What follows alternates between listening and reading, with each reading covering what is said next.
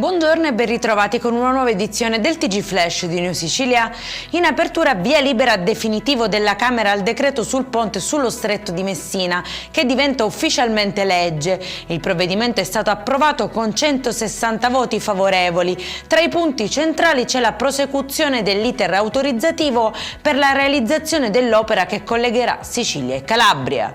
Arrestato a Catania un 22enne nipote dello storico boss Turi Cappello. Secondo gli investigatori sarebbe lui l'autore della sparatoria avvenuta lo scorso febbraio davanti a una barberia nel quartiere San Cristoforo. Gli inquirenti ritengono inoltre che il vero obiettivo dell'agguato fosse un'altra persona e non l'uomo rimasto ferito dai proiettili.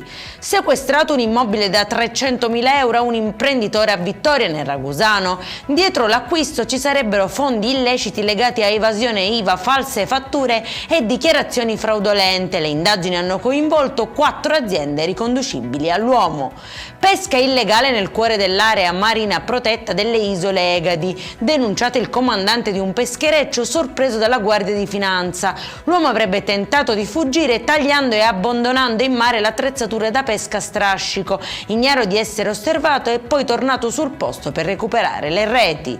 E in chiusura torna la paura a Sferacavallo nel Palermitano, dove davanti a 2 attività commerciali sono state trovate bottiglie incendiarie contenenti liquido infiammabile. Gli investigatori non escludono collegamenti con la precedente scia di minacce, episodi intimidatori ed estorsivi ai danni dei commercianti della zona risalente a qualche mese fa. Per questa edizione è tutto, prossimo appuntamento alle 19:30, buona giornata.